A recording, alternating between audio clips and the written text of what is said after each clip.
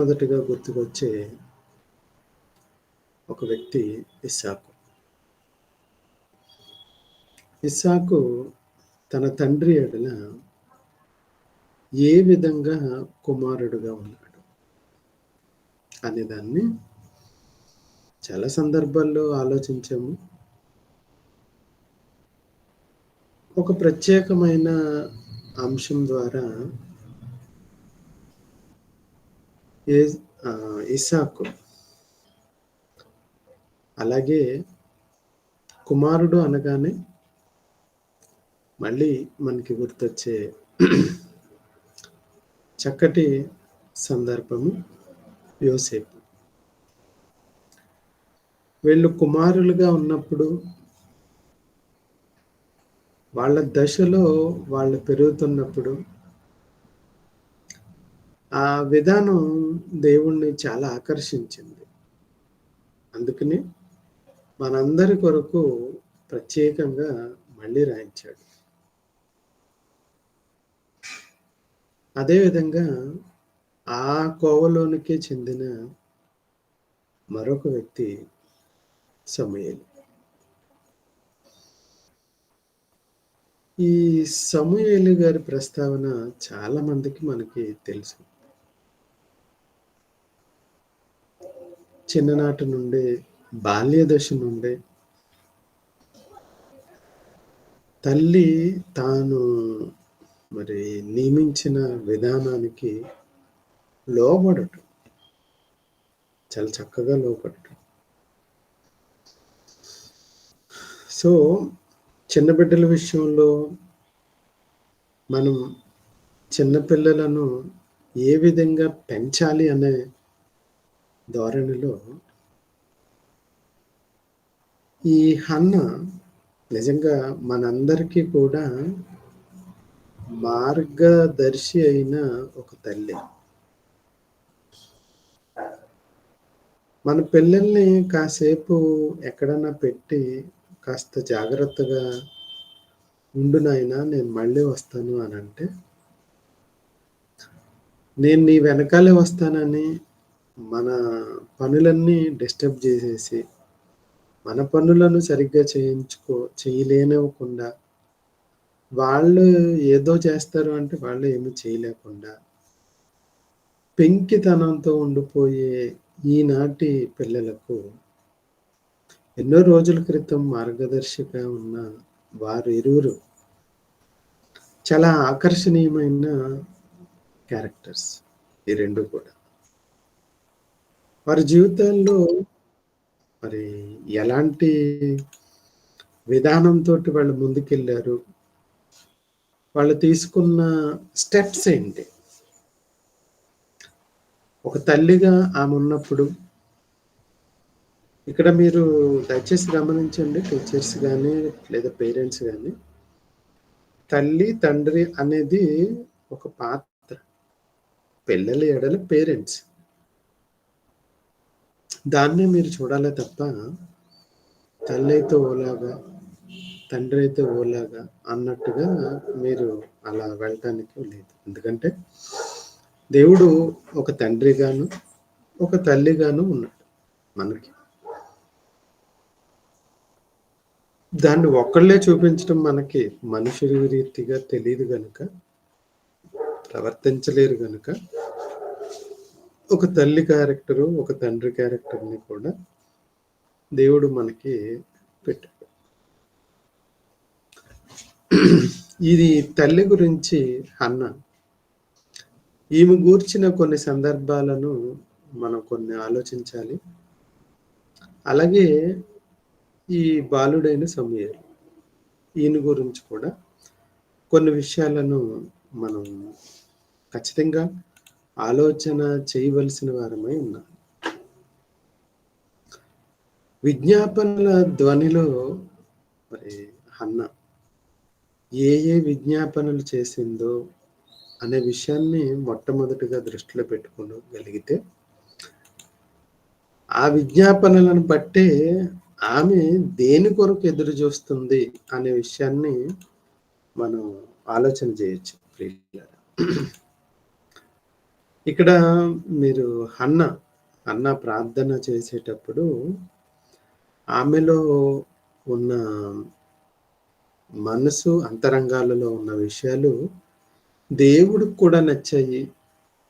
ఆ ప్రార్థనను మనకు కూడా వినిపింప చేయాలి అనుకున్నాయి. ఇప్పుడు సర్వసాధారణంగా పలానా వాళ్ళు పాట రాశారటండి. చాలా బావుంది. ఒకసారి వినండి అంటాం.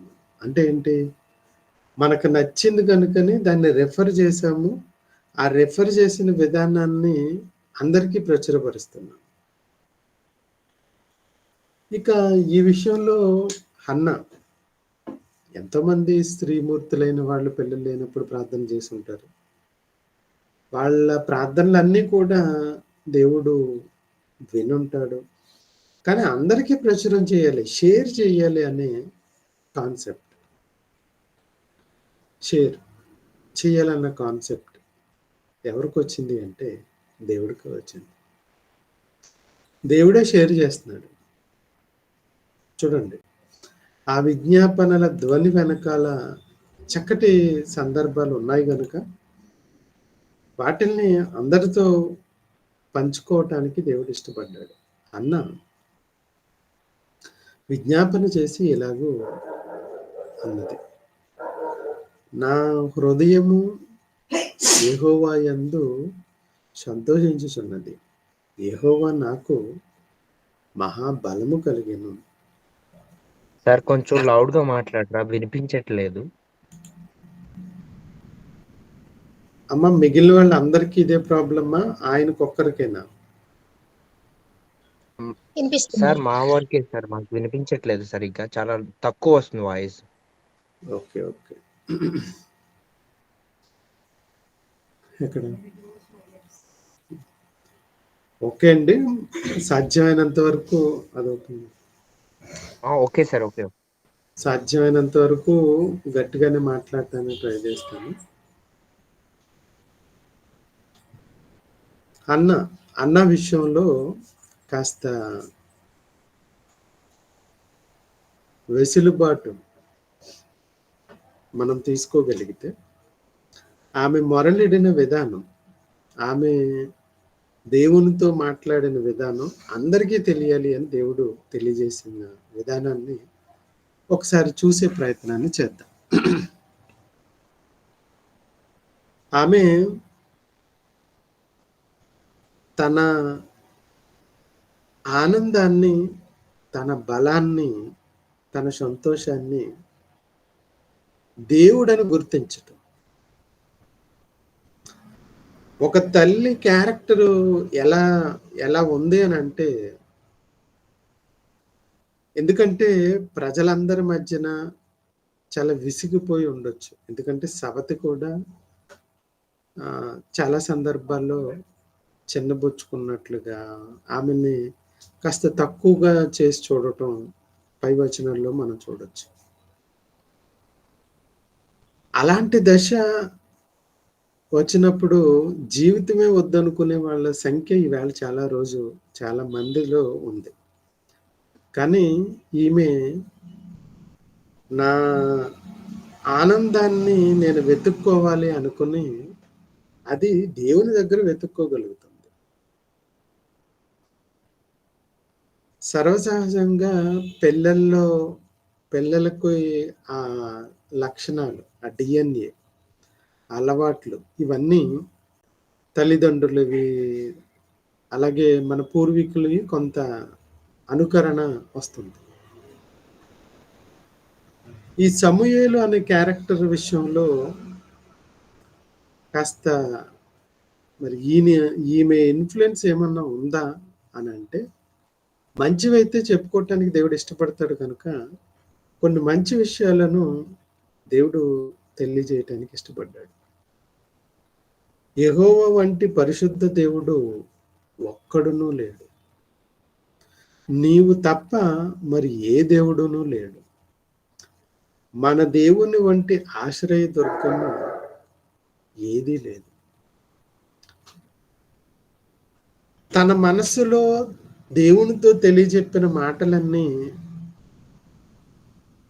ఖచ్చితంగా పుట్టిన ఆ బాలుడైన సమూయేలుతో చెప్పుకోకుండా ఉండదు.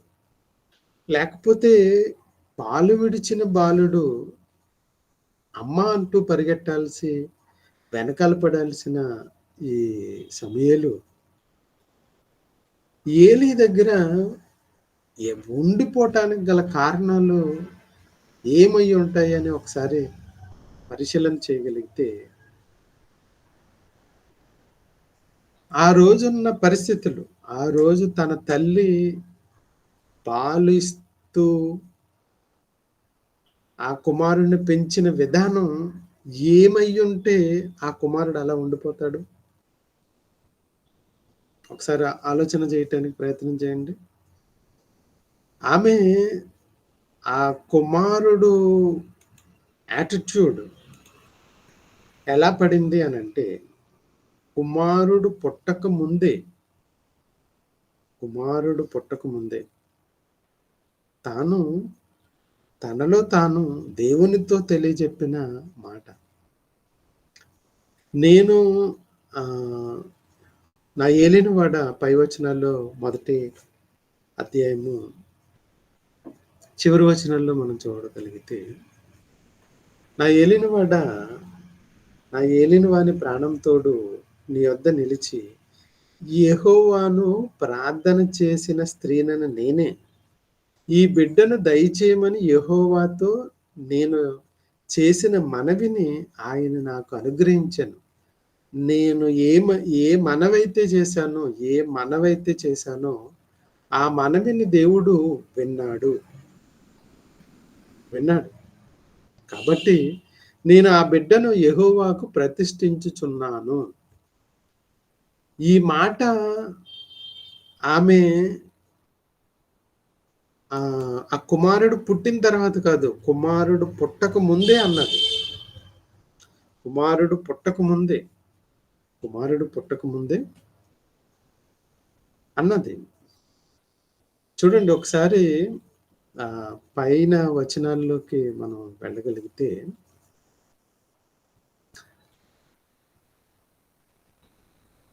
ఆమె దుఃఖక్రాంతులైపోయింది. ఏడుస్తూ షిలోహు అనే మరి అక్కడికి మందిరానికి వచ్చింది. తన విజ్ఞాపన ధ్వనంతా దేవుడికి తెలియజేసింది. నాకు కలిగిన శ్రమ ఒకసారి చూడు నాయనా, నాకు ఒకవేళ మగపిల్లాడని దయచేసిన ఎడల, నాకు ఒక మగపిల్లాన్ని నాకు దయచేసిన ఎడల,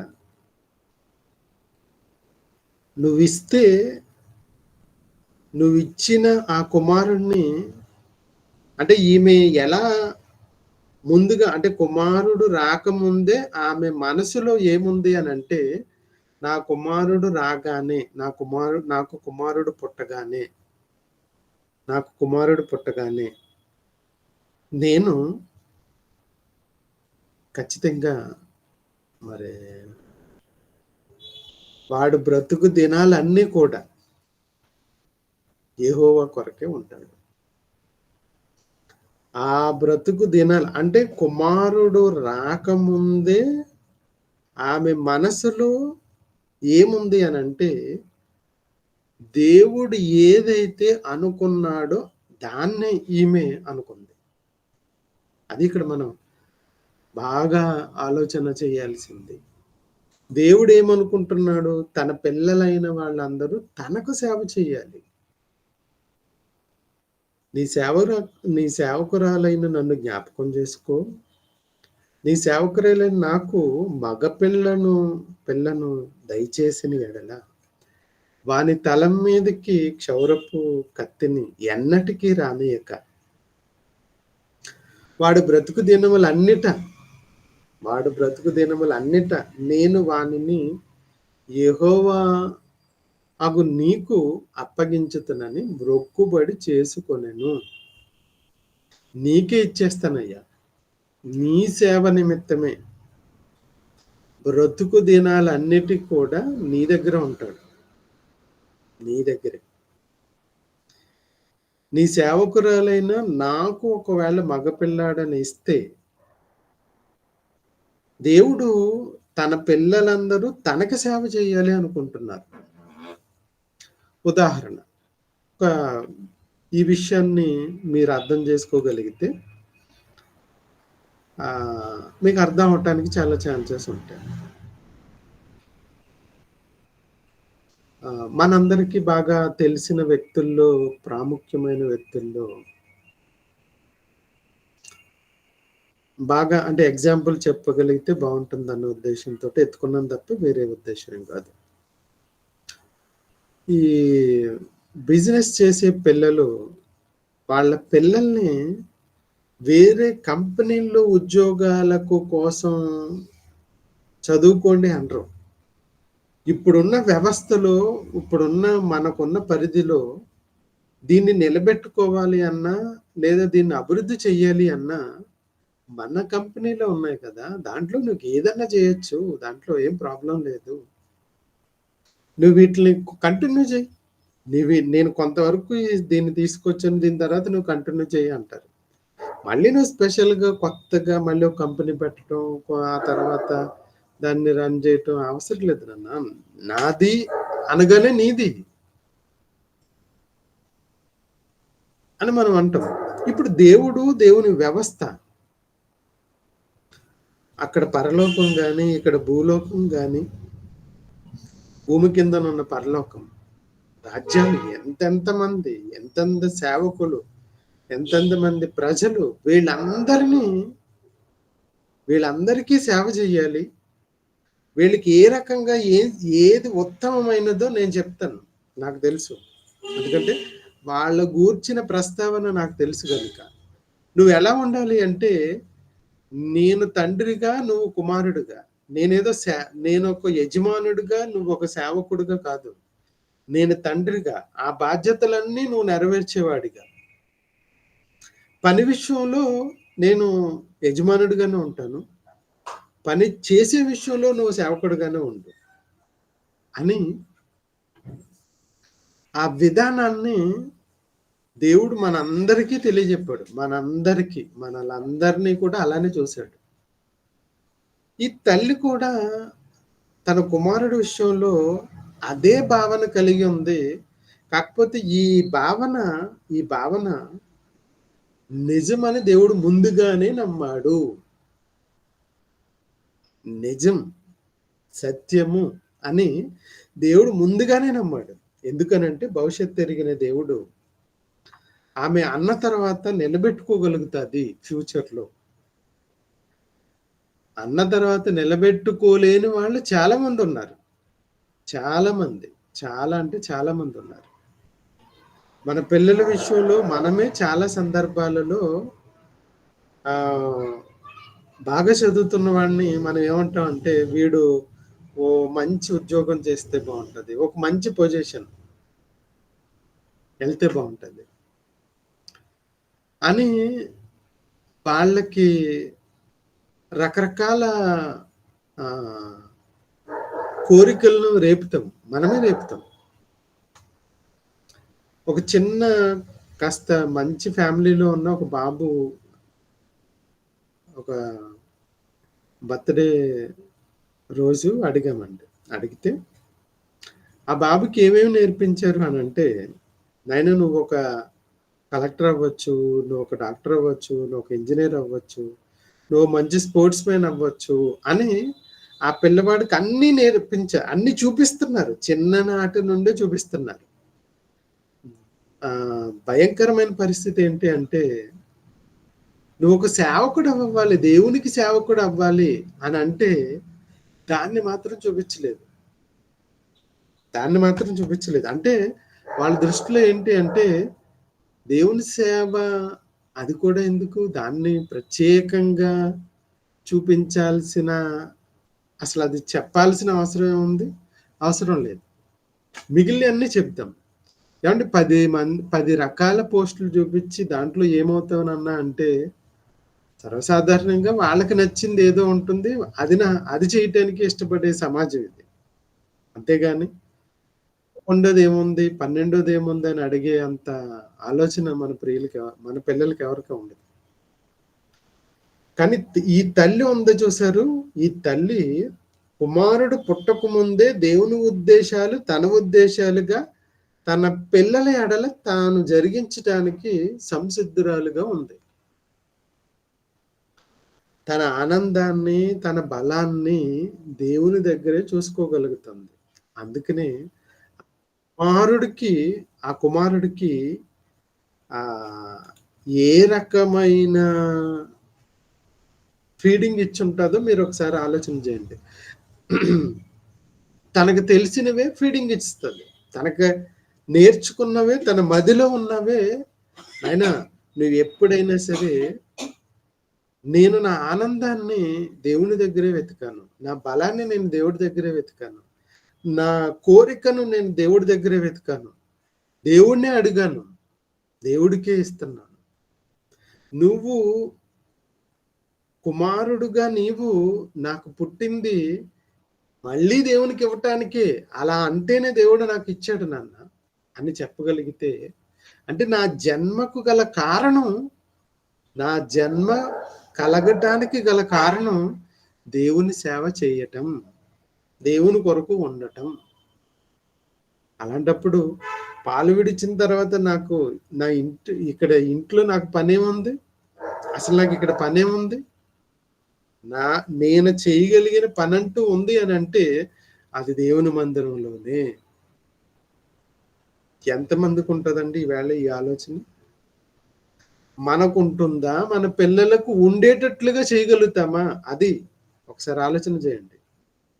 దేవునికి సేవ అది రిటైర్డ్ అయిన తర్వాత కదా.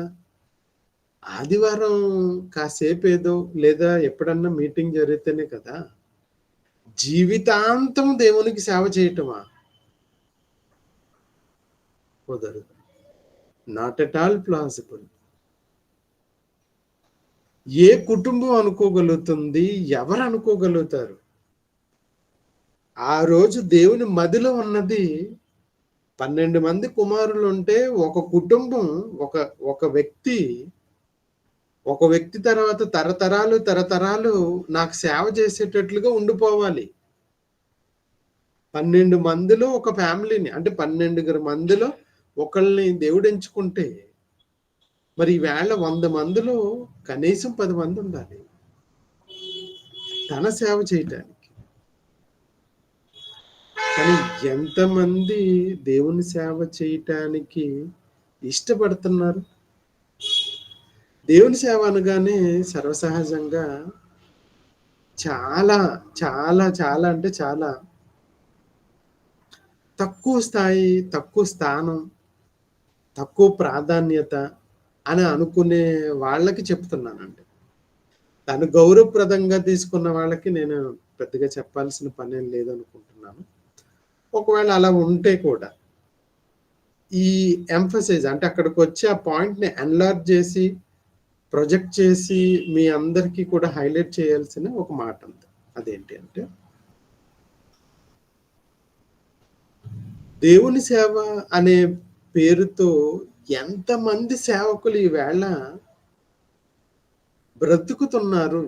అది ఆయన దొంగ సేవకుడా, మంచి సేవకుడా, లేదా సామర్థ్యం కలిగిన వాడా, అసామర్థ్యుడా, ఇవేమి మనం పరిగణలోకి తీసుకోవద్దండి. ఇవేమి కూడా తీసుకోకుండా కేవలం దేవుని సేవ అనే ఒక టైటిల్ మీద మీరు ఒకసారి ఉండగలిగితే, దాని మీద నిలబడగలిగితే,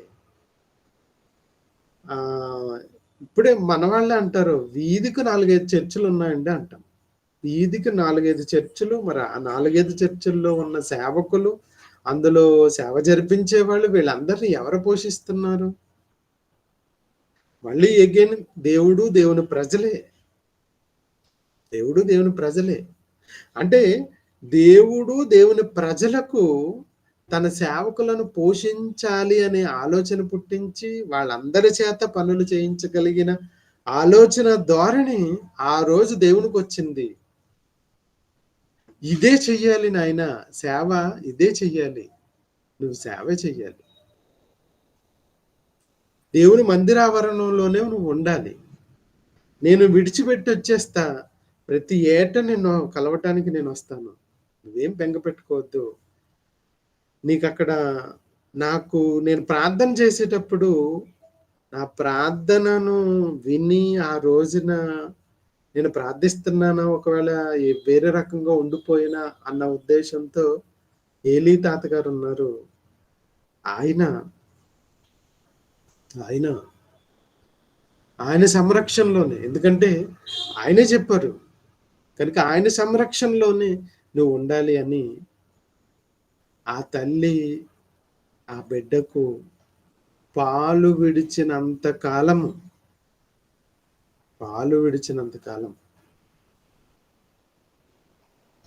ఈ బిడ్డ పాలు విడిచినంత వరకు కూడా నేను రాను, మందిరానికి రాను. మందిరానికి వస్తే నేను అక్కడ ఒక కానుక ఇవ్వాలి. నేను మందిరానికి వస్తే ఒక కానుక ఇవ్వాలి. ఆ కానుకే నా కుమారుణ్ణి సజీవ యాగంగా ఇచ్చేయటం.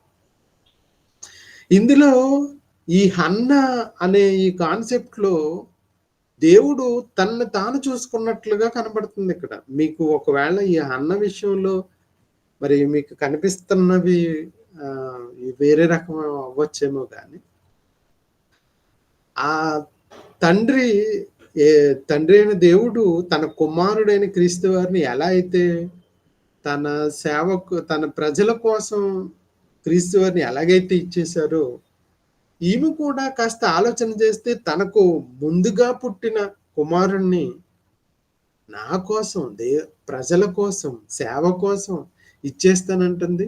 ఈమెలో నా క్యారెక్టర్ కొంత ఉన్నట్టు ఉందిగా అని దాన్ని ప్రొజెక్ట్ చేసి దాన్ని చూపించటానికి దేవుడు మనకి ఈ మాటలు రాయించాడు. మరి ఎంతమందికి అర్థమైందో చదివిన తర్వాత మనకు తెలియదు. అతడు బ్రతుకు దినములన్నిట, అంటే అతడు చనిపోయే వరకు కూడా సేవ చేయాలి. రిటైర్మెంట్ అయిపోయిన తర్వాత ఇంటికి వచ్చేయచ్చు, ఆ తర్వాత వదిలేయచ్చు. నో, ఇలాంటి ఆలోచన ఏం లేదు ఆమెకి. అతడు ఎంతకాలం బ్రతుకుతాడో అతడు బ్రతుకునంత కాలము కూడా దేవుని కొరకు పరిచర్య చేస్తూనే ఉండాలి. పాలు విడిచిన తర్వాత నుండి పాలు పట్టేటప్పుడల్లా ఆ కుమారుడికి ఎంత చక్కటి ఫీడింగ్ ఇచ్చిందో చూడండి. ఆ కుమారుడు పెద్దవాడైన తర్వాత కూడా దేవుని సేవను విడిచిపెట్టలేదు. అంత గొప్పవాడు పుట్టాడు. అంత గొప్పవాడు పుట్టిన తర్వాత ఆ కుమారుని అంత అలా పెంచింది తల్లి. పాలుతోటే మాటలు నేర్పించింది. పాలు తాగక ముందే తన మధ్యలో తన పిల్లవాడికి ఏమేమి విషయాలు చెప్పాలో కూడా తాను ముందుగానే గ్రహించింది.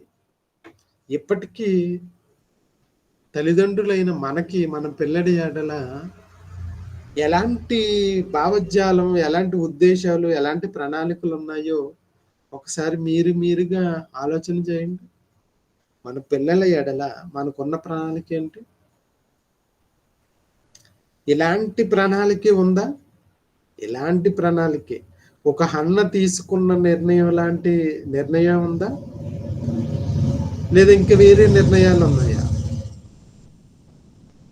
అన్న కాబట్టి తీసుకుంది, మేమైతే తీసుకోమండి. మీరు మీ పిల్లవాళ్లను పాడు చేయటానికి నిర్ణయాలు తీసుకున్నారా, బాగు చేయటానికి నిర్ణయాలు తీసుకున్నారా, లేదా దేవుని చేతిలో పెట్టడానికి నిర్ణయాలు తీసుకున్నారా? ఒకసారి మాటలు చూడగలిగితే, యెహోవా సన్నిధిని అగపడి తిరిగి రాక అక్కడే ఉండునట్లుగా నేను వానిని తీసుకుని వత్తునని తన పెనిమిటితో చెప్పి వెళ్ళకి ఉండేను. నిర్ణయం చూసారా ఎలా ఉందో? ఎలాంటి కరెక్ట్, అంటే నిండు 100 పాళ్ళు ఫుల్ ఫ్లెడ్జ్డ్గా మాట్లాడుతున్నా. నేను ఒకవేళ అక్కడికి వస్తే, నన్ను రమ్మంటున్నారు, మీరు యెరూషలేముకి రమ్మంటున్నారు, మందిరానికి రమ్మంటున్నారు, నేను ఇప్పుడప్పుడే రాను. నేను వస్తా. నేను వచ్చే దినాన్ని, నేను వచ్చే రోజు నా కుమారుని నేను అక్కడ విడిచిపెట్టి వచ్చేయాలి. అది జస్ట్ లైక్ ఒక బలిదానం లాంటిది. వాడు వాడు యెహోవా సన్నిధిలో ఉండాలి. వాడు యెహోవా సన్నిధిని లేకోకుండా అమ్మా నువ్వు నాకు గుర్తొచ్చేస్తున్నావు అనుకుంటూ పరిగెట్టుకుంటూ రాకూడదు. నువ్వు ఇచ్చిన తర్వాత నువ్వు ఇచ్చిన తర్వాత మళ్ళీ వాడు పరిగెట్టుకుంటూ రాకూడదు, లేదా బెంగ పెట్టుకుని రాకూడదు, మళ్ళీ వెనక్కి తిరగకూడదు. నాగటి మీద చేయి వేసిన తర్వాత మళ్ళీ వెనక్కి తిరగకూడదు అన్నట్లుగా అతడు సేవ చేయటం ప్రారంభించిన నాటి నుండి ఇంకా ఎన్నటికీ కూడా తిరిగి రాకూడదు. అక్కడ ఏ పరిస్థితులు ఎలాంటివి ఉన్నా సరే.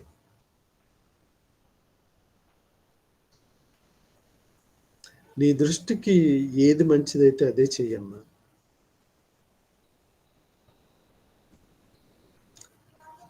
ఆ భర్త కూడా ఎంత మంచివాడో చూడండి. భర్త కూడా ఎల్కన్నా చాలా సహకరించాడు. పాలు మాన్పించిన తర్వాత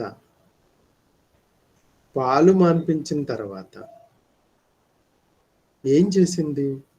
పాలు మాన్పించే లోపల ఈ కుమారుడికి ఏం చెప్పాలో అది చెప్పేసింది. కాబట్టి ఎల్కానా, నీ దృష్టికి ఏది మంచిదైతే అది చెయ్యి. నువ్వు వానికి పాలు మాన్పించే వరకు నిలిచి ఉండుము.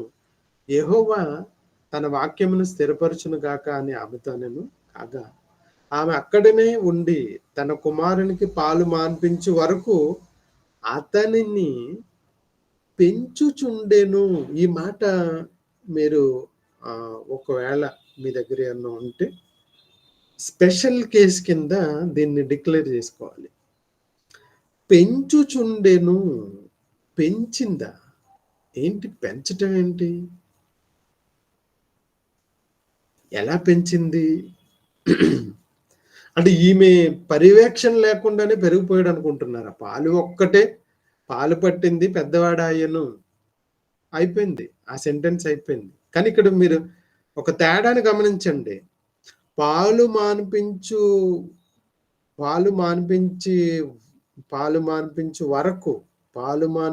వరకు అతన్ని పెంచుతుంది. నేను చేపలు పెంచుతున్నాను, నేను పక్షులు పెంచుతున్నాను, నేను జలచరాలు పెంచుతున్నాను, నేను బర్రెలు పెంచుతున్నాను, నేను పాములు పెంచుతున్నాను.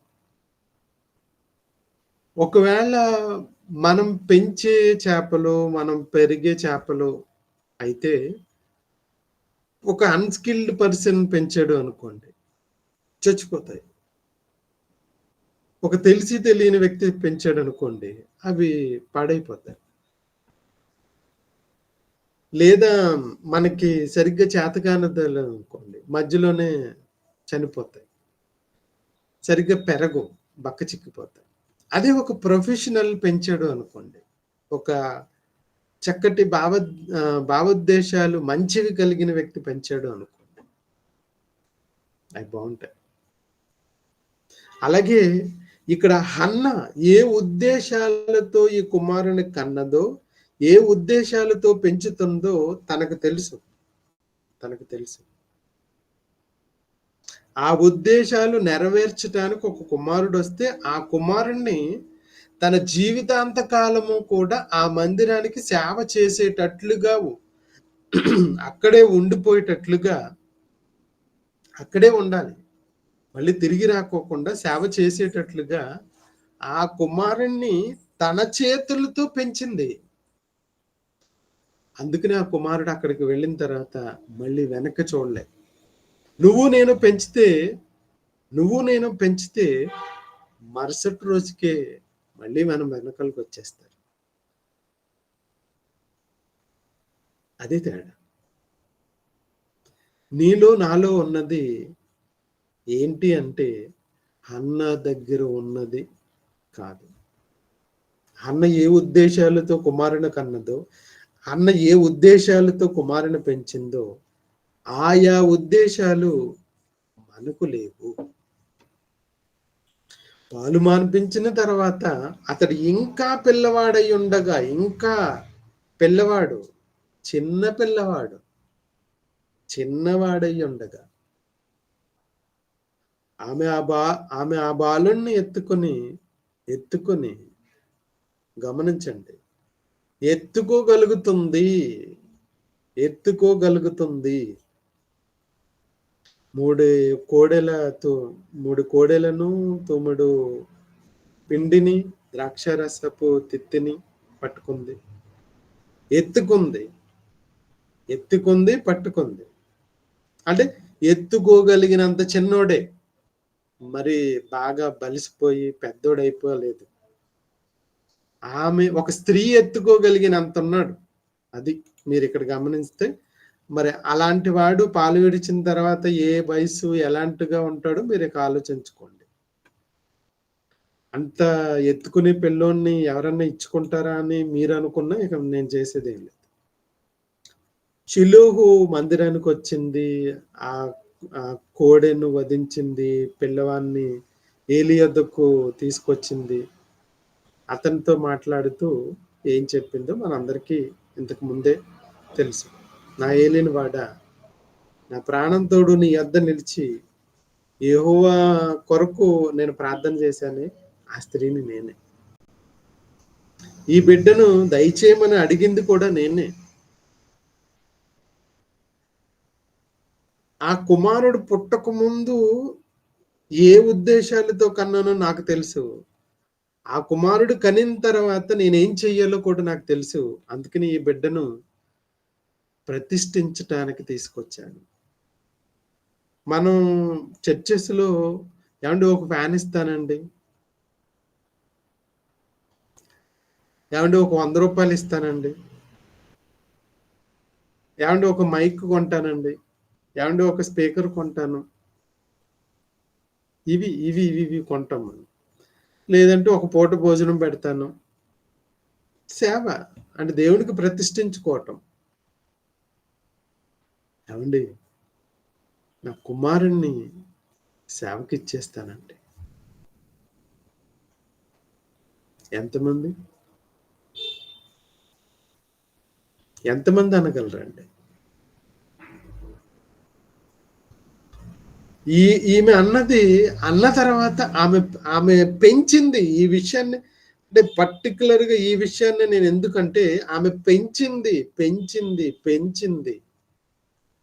ఎలా పెంచిందంటే ఆ కుమారుడు ఇక జీవితాంత కాలము మందిర సేవను చేస్తూ, మందిరం దగ్గరే ఉంటూ, మళ్ళీ తిరిగి రాకుండా పెంచింది.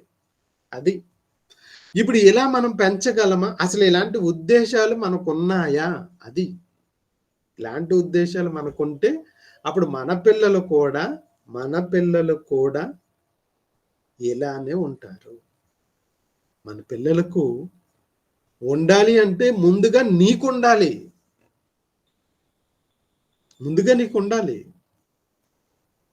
నీకు లేకుండా నీ పిల్లలకి ఎలా వస్తుంది? ఒకసారి ఆలోచన చేయండి. మనకి లేవు. మనం పెంచిన వాతావరణం వేరు. మనం ఇస్తున్న ఫీడింగ్ వేరు. మనం ఇస్తున్న ఇన్పుట్ వేరు. మరి వాళ్ళు ఎలా పెరుగుతారు?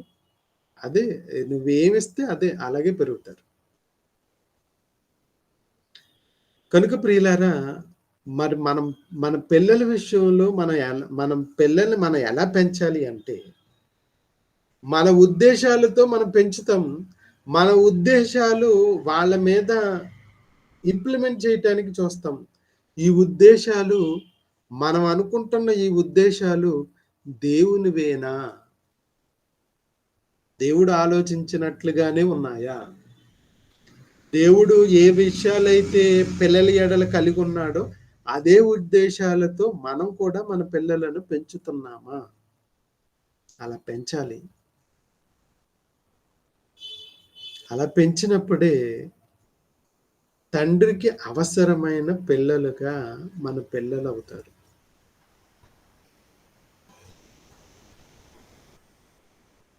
క్రీస్తు వారు ఆయన జీవిత కాలంలో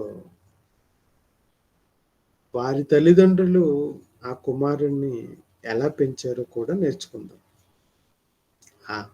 ఆ విధానం కూడా ఉంది. తల్లిదండ్రులైన యోసేపు మరియలు యేసేపుని ఏ విధంగా పెంచారు? యేసుక్రీస్తుని ఏ విధంగా పెంచారు? దాన్ని కూడా నేర్చుకోవాలి. ఎందుకంటే మనం మన పిల్లలకి, మనకి ఉన్న రిలేషన్‌షిప్‌ని ఎలా కంటిన్యూ చేయాలి? ఆ కంటిన్యూ చేసే విధానంలో ఆ సంబంధాల వ్యవహారంలో ఒక మాట చెప్పి ముగించడానికి ప్రయత్నం చేస్తా.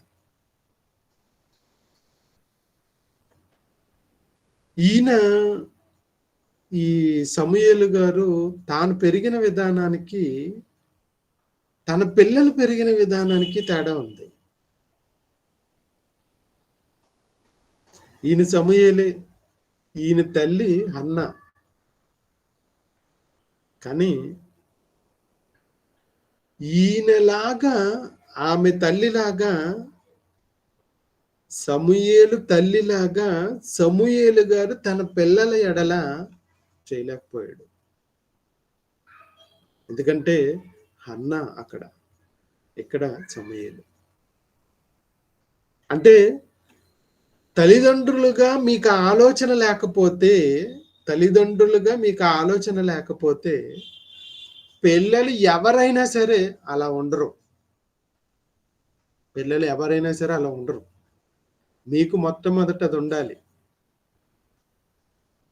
మీకుండాలి. ఆ తర్వాత మీ పిల్లలకు. మీ పిల్లలకే కలగాలి అంటే చాలా, చాలా, చాలా కష్టపడాలి. చాలా నిలదొక్కుకోవాలి.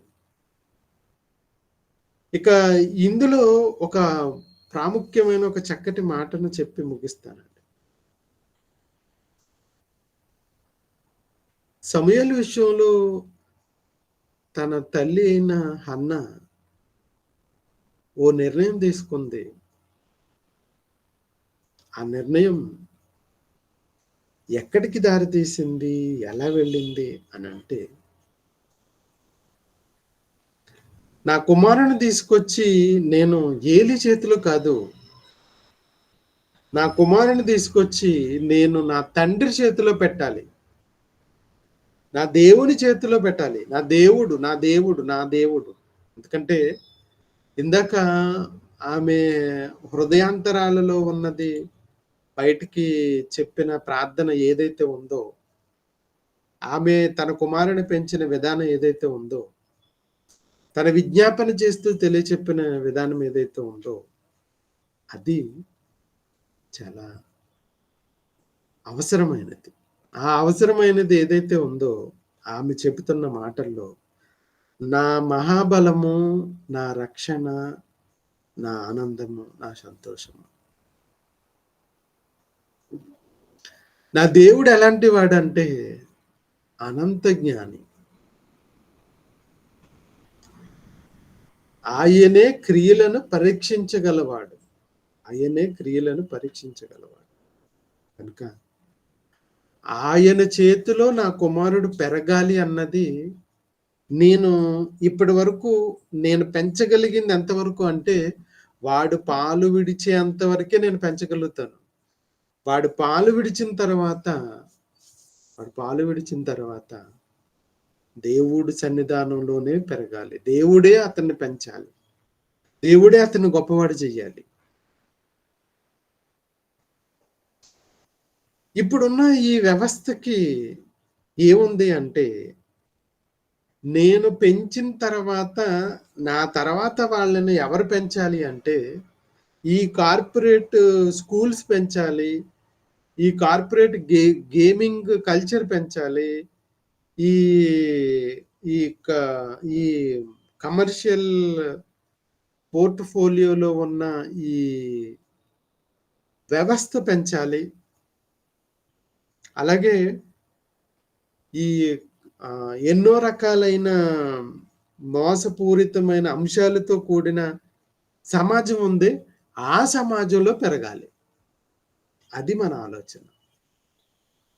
There is a difference between our children and our childhood.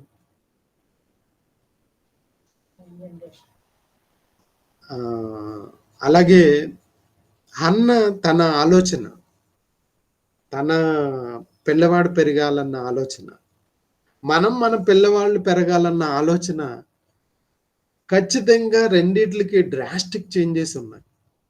చాలా చాలా విరుద్ధమైన భావాలున్నాయి. ఏవండీ ఎలాంటోడండి ఈ పిచ్చోడు? ఎలా బతుకుతాడండి? అస్సలు ఏమీ తెలీదండి. మా వోడికి కనీసం మాట్లాడటం కూడా తెలీదు. మోసం చేయటం తెలీదు. అసలు ఆ మోసాలేంటో కూడా తెలీదు. అంత అమాయకుడండి. అంత అమాయకుడు. ఎలా బతుకుతాడు? కనీసం కొన్ని తెలియాలి గదా! అన్న బాధతో 4, 5 తిరిగితేనే కదా! 4, 5 చూస్తేనే కదా! విషయం ఏంటో అర్థమవుతది అని. అటువైపు మరల్చే మనకి, ఆ రోజు హన్న యొక్క ఆలోచనకి ఎంత వ్యత్యాసాలున్నాయో మీరే గ్రహించగలుగుతారు. హన్న తన మనసులో ఉన్నది బయటపెట్టింది. ఆకలిగా ఉన్న వాళ్ళకి ఆహారాన్ని ఇవ్వగలిగిన నా తండ్రి అయిన దేవుడు. నేను ఆకలి అనగానే నాకు ఒక కుమారుడినిచ్చావు. ఆ కుమారుడిని నీకిచ్చేశాను. మరి నాకింకా ఆకలుంది కదా! మరి ఈ ఆకలి కూడా తీర్చేది నీవే. అలాగే దేవుడు అనగానే ఎన్నో రకాల వాటిలకి తన మనసులో ఏవైతే ఉన్నాయో వాటన్నిటిని అంటే ఒకనాడు పితరులు ఎవరైతే దేవుని గూర్చి ఏవేవైతే అనుకున్నారో అవన్నీ ఈ హన్న తన మనసులో దాచుకుంది. వాటి విజ్ఞాపనలను చేయగలుగుతుంది. ఒకవేళ ఇవి మన హృదయాంతరాలలో ఉంటే మన పిల్లలు కూడా ఇవి నేర్చుకోవటానికి అవకాశం ఉంటుంది. దేవుడైన ఆయన జనులను మృతులుగాను, మృతులను సజీవులుగాను చేయువాడు ఆయనే. ఎలాంటి వాళ్ళని ఎలా అయినా చేయగలడు. అంతకు మించి చేయగలిగిన ఇలా చేయగలిగిన వాళ్ళు ఇంకెవరున్నారు? ఎవరైనా ఉన్నారా? లేరు గనుక అలాంటి ఆయన చేతిలో నువ్వు పెరగటం చాలా అవసరం నాయన. చాలా అంటే చాలా అవసరం. ఆయన నువ్వు మాటలాడడు అనుకోకు. మాట్లాడతాడు. నీతో ఉంటాడు. నీతో ముచ్చటిస్తాడు. నువ్వు ఆయనతో వెళ్ళిన తర్వాత నీకు ఇవన్నీ అర్థమవుతాయి. ఆ చిన్న ప్రాయంలో ఆ కుమారుడికి ఏ విధంగా మోటివేట్ చేసుంటే ఆ కుమారుడు ఎంత గొప్పవాడయ్యాడో రాబోయే రోజుల్లో ఆ కుమారుడు పెరిగిన విధానం, ఆ కుమారుడు ఎవరెవరితో ఎలాంటి సత్సంబంధాన్ని కలిగి ఉన్నాడో ఆ సంబంధం మనకు కూడా చాలా అవసరం. ఒక కుమారుడు తన తండ్రితో ఎలా ఉండాలో వీళ్ళు మనకి చాలా చక్కటి ఉదాహరణలుగా మనకు కనబడతారు. ఆ విషయాలను 1, 2 క్లాసుల్లో నేర్చుకునే ప్రయత్నం చేద్దాం. తద్వారా